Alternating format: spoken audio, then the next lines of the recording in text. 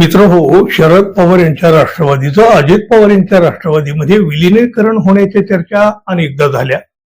त्यावर मोठं राजकारण सुद्धा झालं.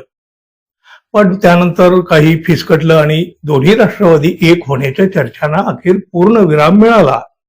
परंतु त्यानंतर उद्धव ठाकरे शिवसेनेचे 6 खासदार फुटून शिंदे गटामध्ये गेले आणि ही घटना घडल्यापासून शरद पवार यांचे खासदार फोडण्याचा भाजपाचा प्रयत्न सुरू असल्याचं म्हटलं जाऊ लागलं होतं.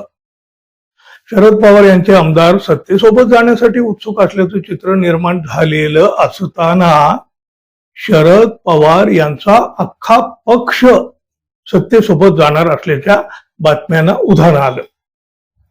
नेमक्या अशाच वेळेला शरद पवारांच्या राष्ट्रवादीचे मोठे नेते जयंत पाटील यांनी वर्षा निवासस्थानी जाऊन मुख्यमंत्री देवेंद्र फडणवीस यांची भेट घेतली आणि या वेळेला अजित पवार यांच्या राष्ट्रवादीचे प्रमुख नेते प्रफुल्ल पटेल, सुनील तटकरे हे सुद्धा वर्षावर होते. त्यामुळे राजकारण पुन्हा एकदा ढवळायला सुरुवात झाली. जयंत पाटील यांनी सांगून टाकलं की मी दुसऱ्या एका कामासाठी मुख्यमंत्र्यांना भेटलेलो आहे, पण तरी सुद्धा काही मोठ्या घडामोडी घडू लागलेल्या आहेत. त्याचे संकेत अन्य घटनांमधून मिळू लागलेले आहेत.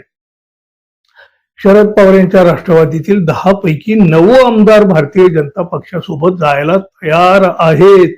म्हणजे ते महायुतीमध्ये सहभागी होऊ इच्छितात. या आमदारांची केवळ ही इच्छाच नाही, तर शरद पवारांच्या पक्षाचे बहुतेक आमदार आणि खासदार सुद्धा आग्रही असल्याची माहिती आहे. जयंत पाटील यांच्या नेतृत्वाखाली झालेल्या बैठकीमध्ये आमदार खासदारांनी हा आग्रह केला. आग्रह सत्तेसोबत नसल्यामुळं आपली आर्थिक अडचण होत असल्याचं सांगत या आमदारांनी आपल्याच पक्षातील वरिष्ठ नेत्यांना प्रत्यक्ष अप्रत्यक्ष दम भरला. दम, तुम्ही हा निर्णय घ्या.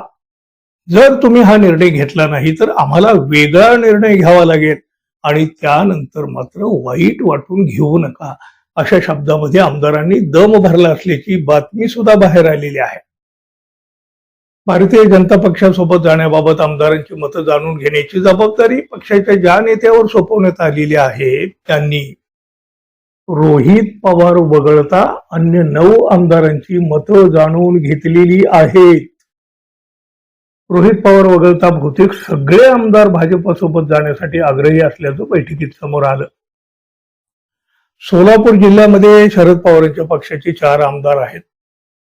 त्या चौघांनीही विरोधी पक्षात असल्यामुळं आम्हाला विकास कामासाठी निधी मिळत नाही असं अगदी स्पष्टपणे सांगितलं आणि अशा प्रकारे निधी मिळाला नाही तर पुढची निवडणूक लढायची तरी कशी, असा सवाल सुद्धा त्यांनी केला. शरद पवार यांचे आमदार भाजपसोबत जाण्यासाठी उतावीळ झालेले असले तरी भारतीय जनता पक्षाने मात्र त्यांच्या पुढं एक लाल दिवा ठेवलेला आहे. मोठी मेक मारलेली आहे. दिल्लीपर्यंत हा विषय आहे सगळा. त्यामुळं भारतीय जनता पक्षाच्या दिल्लीतल्या वरिष्ठ नेत्यांनी शरद पवार यांच्या पुढे एक मोठी अट ठेवलेली आहे. शरद पवार म्हणा किंवा त्यांचे आमदार म्हणा, महायुतीसोबत तुम्हाला यायचंय ना तर या, पण सरळ मार्गाने येता येणार नाही. शरद पवार यांच्या राष्ट्रवादीनं अजित पवार यांच्या राष्ट्रवादीमध्ये विलीन व्हावं. उद्धव ठाकरेंचे खासदार फुटले आणि ते शिंदे गटात गेले. अगदी त्याप्रमाणेच शरद पवारांच्या आमदारांनी अजित पवारांच्या राष्ट्रवादीमध्ये जावं आणि त्या माध्यमातून सत्तेसोबत यावं, अशी ही मोठी अट भारतीय जनता पक्षाच्या दिल्लीतल्या वरिष्ठ नेत्यांनी घातलेली आहे. त्यामुळे शरद पवारांच्या राष्ट्रवादीचं अजित पवार यांच्या राष्ट्रवादीमध्ये विलिनीकरण केलं तरच पुढचे मार्ग मोकळे होतील. अत्यंत स्पष्टपणे ही अट दिल्लीवरून कळवण्यात आलेली आहे. त्यामुळं शरद पवार यांचा पक्ष पूर्णपणे इतिहास जमा करून टाकायचा डाव भारतीय जनता पक्षानं टाकलेला आहे, हे अगदी स्पष्ट होतं.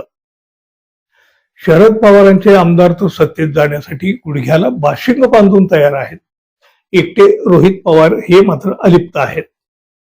त्यामुळं आता शरद पवार किंवा उतावीळ झालेले आमदार काय निर्णय घेत आहेत हे पाहणं महत्वाचं असणार आहे. कारण या निर्णयावर पुढचं मोठं राजकारण आणि राजकीय भूकंप सुद्धा अवलंबून असणार आहे.